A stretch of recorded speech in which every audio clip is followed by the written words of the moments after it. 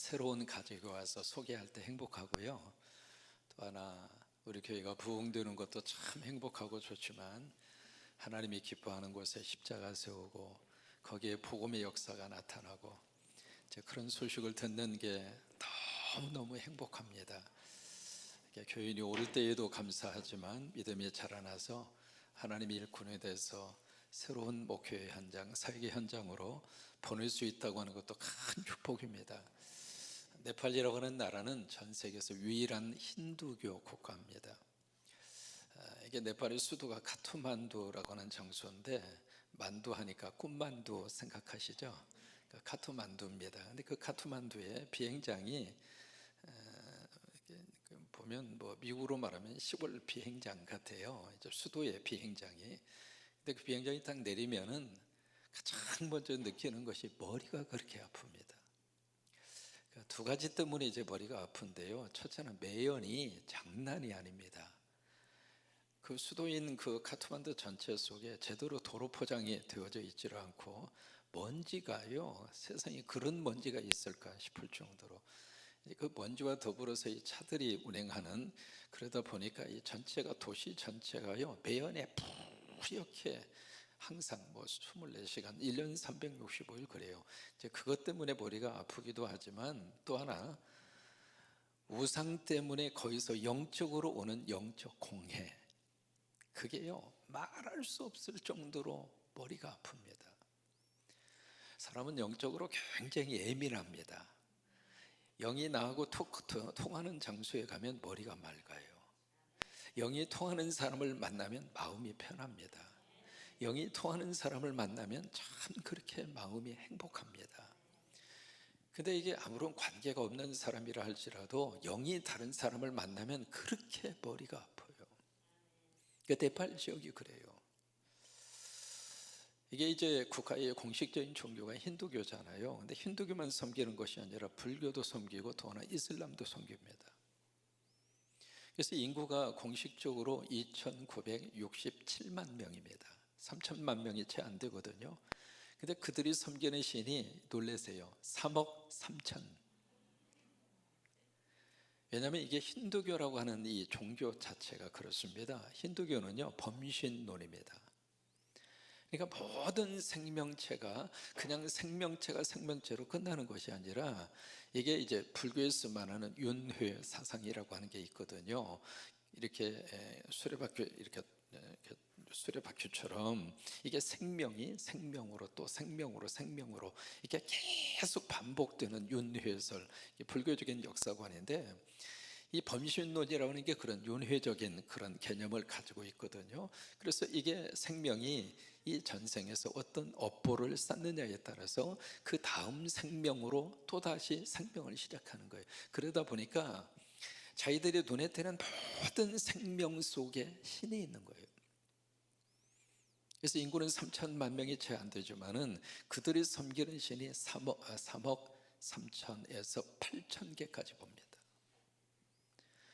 만약에 사도 바울이 지금 현대의 네팔의 카트만두 도시에 딱 도착하면 아마 사도 바울이 그런 말을 할 것 같아요. 네팔 사람들아, 너희가 범사에 종교성이 많도다. 어느 정도 종교성이 많느냐면, 여러분 혹시 들어보셨나 모르겠습니다. 쿠마리라고 하는 단어, 네팔에 쿠마리라고 하는 단어가 있습니다. 그 쿠마리가 바로 뭐냐면 살아있는 여자 신의 이름입니다. 여성인데 그 여성을 신으로 섬깁니다. 그래서 5살이 되면은요 그 특수한 계층이 있습니다. 그 족속에 그 출신 여자 가운데 5살 된 아이 가운데 쿠마리라고 하는 여자 신을 선택을 합니다. 신을 누가 선택하는가? 사람이 선택해요. 선택하는데 그 신을 선택하는 기준이 얼마나 엄격한지 외모를 쭉 체크업을 합니다. 체크하는데 체크리스트가 있거든요. 신으로 섬기는데 체크리스트가 32개입니다. 그 중에 하나가 뭐냐면 눈이 푸른색의 눈이어야 돼요. 자, 무슨 왜 신이 푸른색의 눈을 가져야 되고, 치아가 골라야 돼. 골라야 돼. 치아가 만약에 울퉁불퉁하면 신의 자격에서 떨어집니다. 손이 부드러워야 되고요. 또 하나 발이 길어야 돼요. 그런 32가지의 자격 요건을 꼼꼼하게 체크업하고 그리고 자격 심사를 해서 그래서 5살쯤 됐을 때 그 여자아이를 신으로 딱 승격을 시켜서 그의 글을 가르쳐서 쿠마리라고 합니다. 이 쿠마리가 하나라는 표현이 이상한데요, 한 사람에 있는 것이 아니라 거의 카트만두라고 하는 그 시내 거기에 있는 그 쿠마리는 로얄 쿠마리입니다. 왕족 쿠마리. 그 다음에 각 도시마다 각 마을마다 쿠마리가 있습니다. 그래서 11쿠마리가 있는데 그 쿠마리는 로컬 쿠마리입니다. 신도 등급이 다 이렇게 있어요. 해서 5살 때 쿠마리가 딱 된 다음부터 그 다음에 그 신전이 있는데요, 그 신전에서 절대로 밖을 나가지를 못합니다. 그러다가 피는 부정의 상징이어서 만약에 여자가 월경을 하거나 아니면 넘어져서 상처를 입어서 피를 흘리면 그 시간 그 순간 쿠마리의 자격에서 끝나는 거예요. 그래서 이제 쿠마리에서 은퇴를 하잖아요. 그러면 정부에서 연금을 줘요. 먹고 살라고. 여러분, 지금 21세기에 살아있는 여자를 신으로 섬기는 나라가 네팔이에요. 그 땅에 사랑하는 이분을 보내셔서 특별히 두 분이 이제 태권도 전문가이시고 또 하나 네팔 사람들이 한국 사람들을 참 좋아합니다. 뭐 전 세계적으로 이제 고물가 뭐 이것은 어느 나라나 다 마찬가지인데 그 나라도 마찬가지거든요. 대학을 졸업해도 취직할 데가 없어요. 그래서 그들이 가슴속에 가지고 있는 것이 바로 코리안 드림이에요. 한국에 오는 게 그들의 꿈이에요. 이게 한국에 오기 위해서 이제 한국어 자격 시험을 보는데 5천 명을 뽑는데 몇 명이 응시를 했는가? 9만 명이 응시를 했습니다. 사랑하는 두 분이 가셔서 태권도를 접촉점으로 해서 이게 2018년도부터 나라에서 법을 하나 제정했습니다. 2가지 법이에요. 첫째로 개종금지법. 종교를 개종하면 법으로 어긋납니다. 두 번째, 전도금지법이에요. 근데 그 속에서 이 기독교인 퍼센테이지가 3.5%입니다. 3.5%인데 그 전에는 그 나라가 왕정 국가였습니다. 왕이 통치하는 나라였었는데 지금은 이제 민주주의 국가의 시스템으로 바뀌어졌죠. 바꿔지면서 기독교를 탄압하던 네팔 나라가 조금 복음을 그리고 전도할 수 있는 기회를 살짝 열었는데 기가 막히게 여러분, 복음은요 지금도 능력이 있습니다. 복음의 역사는 상상할 수 없을 정도로 폭발력이 있습니다. 네팔이 그랬어요. 그래서 전도할 수 없고 개종할 수 없는 그 나라인데 이게 하도 산악지대에 위치한 그 나라이기 때문에 이 정부의 시스템이 거기까지 미치지를 못해요. 그 산까지. 그러다 보니까 그 산골짜기마다 어떤 역사가 나타나냐면 병원도 없고요, 의사도 없고요. 그런데 신기하게 이게 복음 사역자들이 가서 기도하면 기적이 나타나는 거예요. 그래서 그 집안 사람 가운데 한 사람이 기도를 받고 치유를 딱 받으면 그 가정 전체가 다 예수를 믿는데 네팔 지역도요 전도하든지 애를 낳든지 그래서 대가족입니다. 그렇게 해서 교회로 몰려오는 크리스찬의 퍼센테이지가 엄청나게 극상승하는 거예요. 두 분이 가셔서 우리 태권도를 중심으로 하고 한글학교를 통해서 하나님께서 꼭 도와주시기를 바라고, 여러분 선교 현장은 그렇게 뭐 만만치가 않습니다. 놀러 가는 것도 아니고요. 뭐 여러 가지 예기치 않는 여러 가지 많은 일들을 겪을 수 있고요. 그때마다 성령님이 도와주시기를 바라고 또 여러분들이 함께 기도해 주시기를 바라고, 그래서 우리 두 분은 성광교회 선교사라고 하는 긍지와 자부심을 가지고 멋진 살림의 꽃을 피워내는 두 분이 될 수 있게 되기를 주의 이름으로 축원합니다. 오늘 말씀 여러분 너무 유명하지 않아요? 내가 진실로 진실로 내게 이르노니 진실로라고 하는 말을 2번 쓰잖아요. 아멘 아멘을 내고 강조죠. 하나님의 미랄이 땅에 떨어져. 어떻게 하면?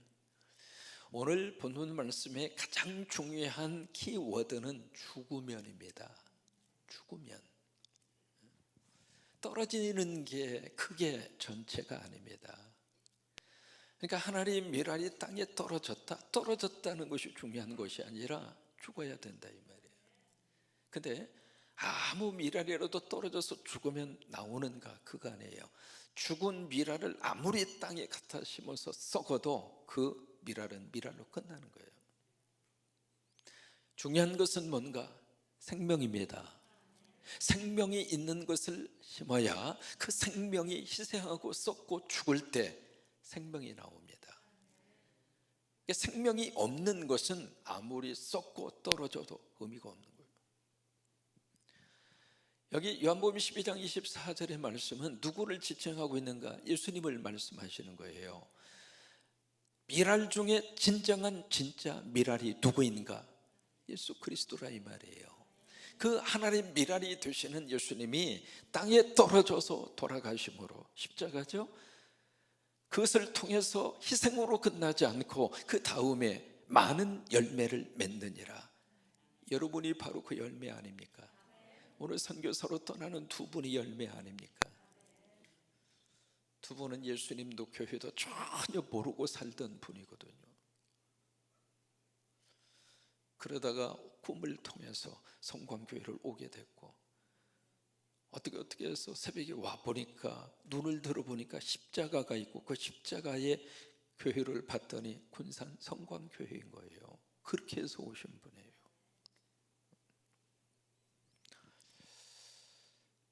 그러니까 생명으로, 하나님 미랄의 생명이 누구인가? 예수 그리스도입니다. 2번째로, 오늘날 우리에게 그러면 또 다른 하나님의 미랄이 누군가? 예수의 생명을 가지고 있는 성도가 또 하나의 미랄이에요. 그 미랄이 땅에 떨어져서 죽으면 많은 열매를 맺는다 그 말이에요. 선교라고 하는 것은 하나님의 미랄된 성도가 그 땅으로 파송을 받아서 그 땅에 떨어져서 죽음으로 놀라운 예수의 생명의 열매를 맺혀내는 것이 바로 선교입니다. 우리나라가 그랬어요.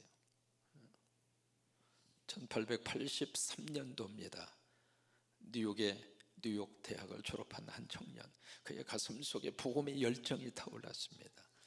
그의 집안은 굉장히 부유한 집안이었습니다. 그의 형이 바로 타자기를 발견한 사람입니다.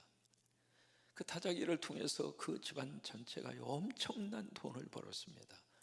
그런데 그의 동생 언더우드는 돈하고는 전혀 관계없이 그저 죽어가는 영혼과 생명에만 관심이 있었습니다. 오늘 고백해 주신 3호곡의 가사와 같은 그런 내용이었죠. 그래서 이 젊은 언더우드 이분이 선교에 헌신을 하고 어디로 가기를 원했는가? 인도로 가기를 원했어요. 그래서 인도말을 배우고 의학적인 기초 상식을 공부하고 그러다가 선교 집회에 참석을 했습니다. 근데 그 선교 집회에 조선에서 선교하다가 와서 선교 보고하는 그 선교를 보고를 들어요. 근데 선교 보고를 듣는데 이 언더우드의 교회, 조선이라고 하는 나라가 있다. 여러분 19세기에 미국에서 조선 어디가 있는지 누가 압니까? 그러니까 조선이라고 하는 나라로 와서 막 설명을 하는데 참 그렇게 가난할 수가 없고 그렇게 미개할 수가 없고 그렇게 어두움의 그런 나라일 수가 없는 운둔의 나라, 그 나라를 쭉 설명을 하는데 언더우드의 마음속에 조선이라고 하는 그 말이 그의 마음속에 어떻게 들렸는가? 초선. 여러분 미국말로 이 초선이라고 하는 말은 선택받았다 그 말이에요. 그러니까 이 젊은이의 마음속에 하나님의 선택받은 백성이 사는 나라? 그 나라가 나를 선교로 부르시는구나. 그렇게 해서 언더우드가 조선 땅에 선교사로 헌신하는 거예요. 그러다가 1885년 4월 15일 부활절 새벽에 인천 제물포항으로 통해서 이 땅에 발을 내디딘 거예요.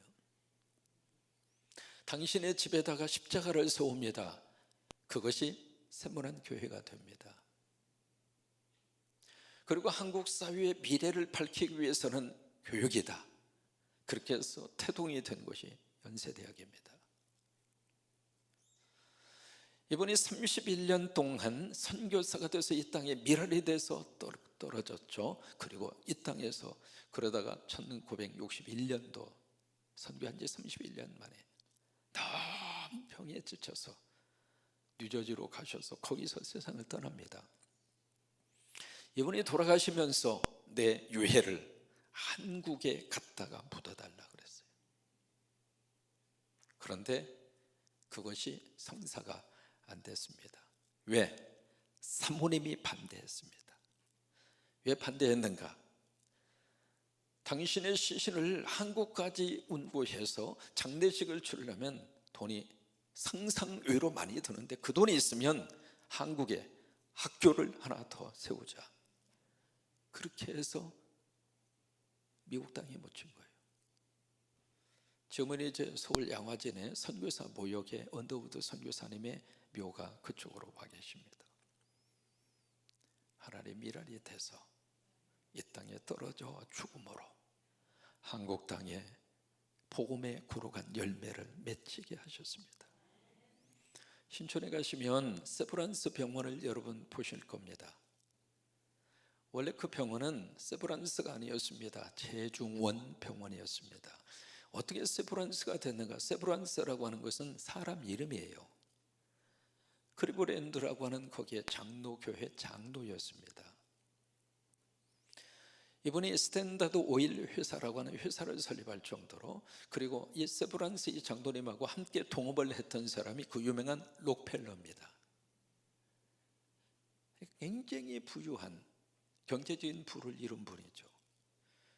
이분이 크리브랜드 장로교회 그쪽의 장로로서 에베슨이라고 하는 선교사님이 와서 선교 보고하는 그 자리에 이 세브란스 장로님이 참석합니다.